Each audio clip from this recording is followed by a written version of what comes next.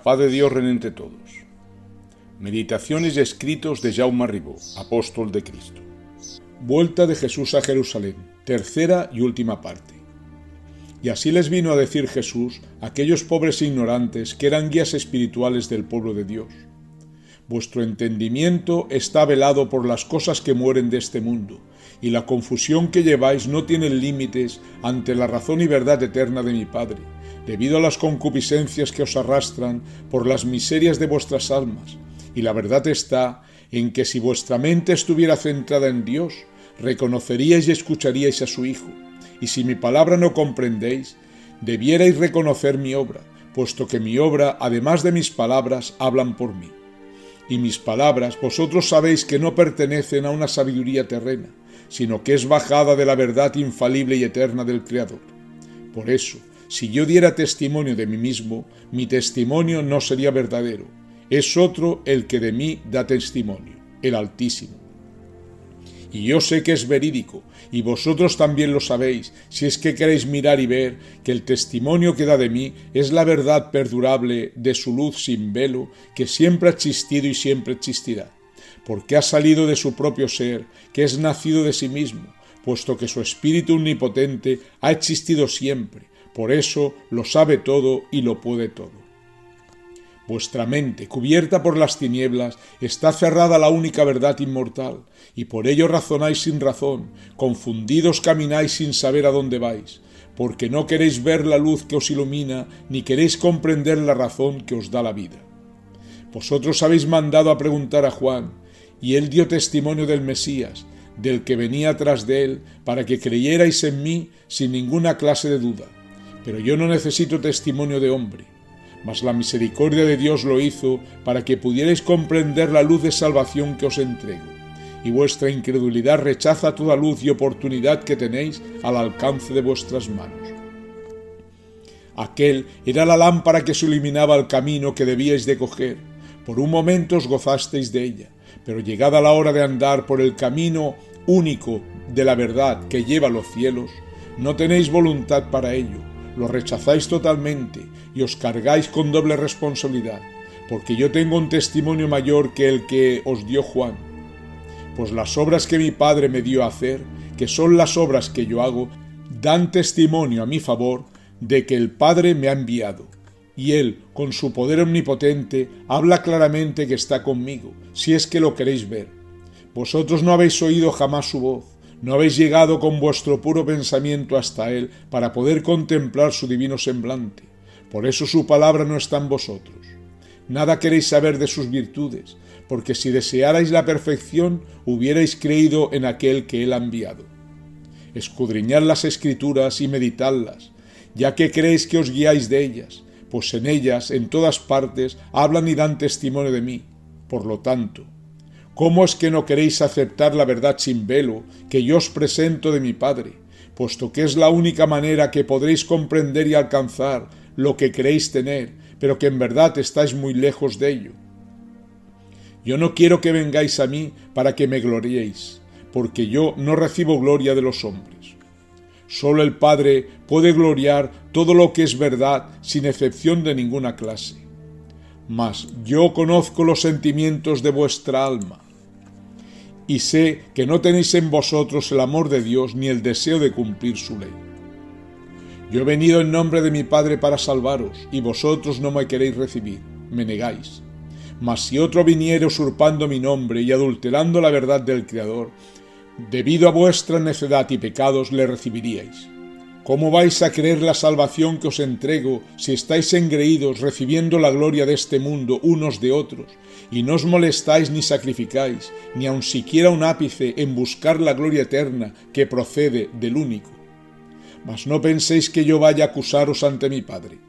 Hay otro que os acusará, Moisés, en quien vosotros tenéis puesta la esperanza, pero no tenéis el deseo de cumplir la ley que os entregó. Porque si cumplierais la ley de Dios y creyerais en Moisés, creeríais en mí, puesto que de mí escribió él. Pero si vuestro cumplimiento está lejos del deber a cumplir que Moisés dejó escrito, y no aceptáis todo cuanto profetizó del Mesías, ¿cómo vais a creer en mis palabras? Pues no ignoréis que se han cumplido todas las profecías que Moisés y los profetas anunciaron de mí, para que todas las almas de este mundo, si me escuchan y creen en quien os habla, se puedan salvar. Vosotros habéis aceptado las tinieblas y la muerte antes que la vida sin fin que yo os ofrezco. Mas en un día no lejano lamentaréis con gran desespero y aflicción la negación que hacéis al Hijo de Dios.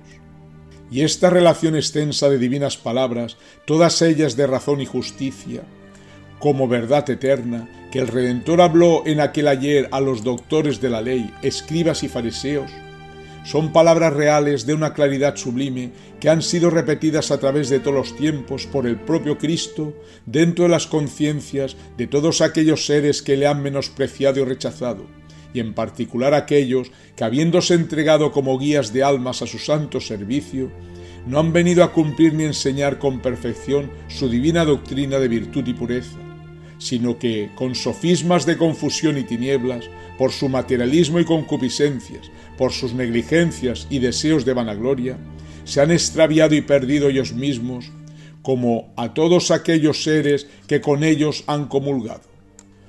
Es triste que después de tantos siglos tengamos que escribir tales desdichas, pero por desgracia de toda la humanidad, en la era actual del anticristo en que vivimos, es cuando hay más aberraciones y apostasías, escarnios y blasfemias, escándalos y pecados, como toda clase de desprecios y negaciones, porque es ahora cuando más se viene a adulterar la verdad infalible y eterna del Hijo de Dios. Mas para todos estos, tal y como dijo Cristo, repitamos, mejor les hubiera valido el no haber nacido, porque de tal pecado contra el Espíritu Santo se van a lamentar y gemir por toda la eternidad.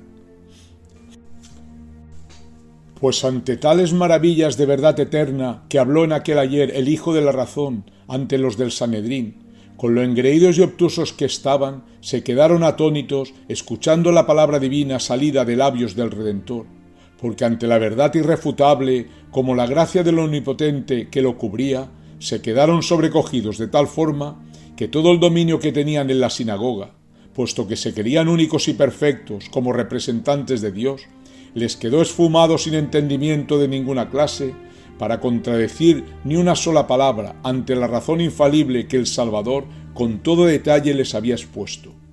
En aquel sagrado momento dispuesto por Dios, su Hijo les presentó quién era Él con santa claridad, para que aquellos que se querían ministros de Dios no ignoraran nada. Ellos le acusaban de impostor y blasfemo, y Él les decía textualmente que era el Mesías, condenándolos de detractores de la ley mosaica, como de todas sus extravíos y faltas, y ninguno podía enfrentarse con Jesús para rebatir ni una sola de sus palabras. El poder supremo de la justicia de Dios estaba con su Hijo, donde bajo aquella gracia y potestad a todos hacía sentir sus errores de maldad, y éstos en aquellos momentos se veían responsables de su mal proceder, y compungidos se daban cuenta de la sabiduría y grandeza como virtud de Cristo. Por eso nadie pudo adelantarse para acusarle y prenderle, dejando a todos los escribas y fariseos allí presentes, acobardados y desarmados de todo su engreimiento y soberbia, puesto que en aquellos sublimes acontecimientos tuvieron que reconocer con santa precisión desde el fondo de sus almas, bajo la presión suprema del poder de Dios, la gracia y potestad sobrenatural de quien les hablaba. Y tan pronto Jesús terminó de decir aquellas palabras inmortales, transmitidas del Altísimo, se marchó de la sinagoga seguido de sus discípulos, que llenos de gozo daban alabanzas al Padre y al Hijo por haber podido contemplar la gran sabiduría de su Maestro, presentada por su elocuencia de razón y justicia, que cual espada de 6 filos había aplastado y puesto al descubierto toda la maldad y confusión en que el Sanedrín se encubría. Y marchando Jesús y los suyos de Jerusalén, de nuevo se marchó para Galilea, quedando por un tiempo a vivir en Cafarnaún con su madre, la Virgen María. La paz de Dios reine entre todos.